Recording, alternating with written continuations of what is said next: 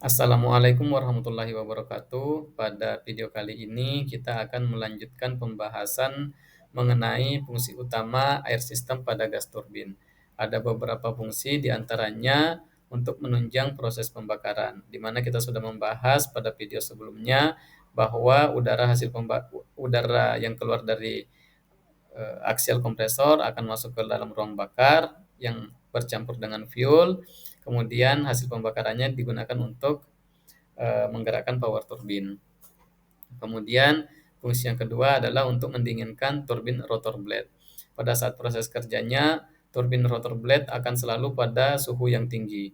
Nah, untuk menjaga lifetime dari blade, maka diperlukanlah pendinginan, dan pendinginan yang digunakan juga menggunakan udara.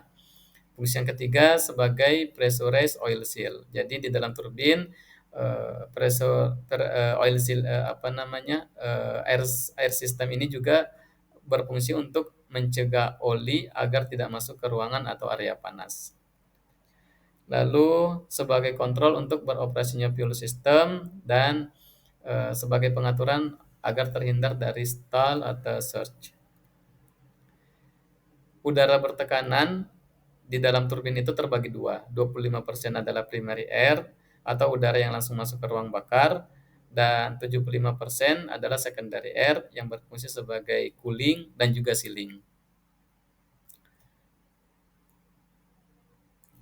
Pada prinsipnya sebagai cooling ada sebuah proses yang disebut dengan proses dilution.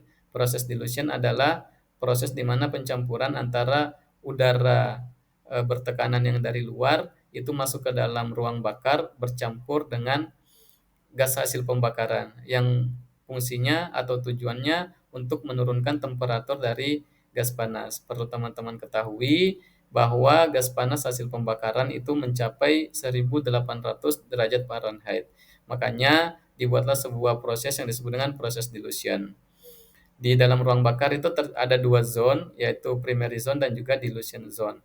Primary zone itu area di mana gas hasil pembakaran awal. Jadi di sini masih sangat panas. Kemudian dilution zone itu udara yang dari luar itu sudah bercampur dengan gas hasil pembakaran. Maka gas itulah yang nantinya akan diarahkan untuk menggerakkan power turbine.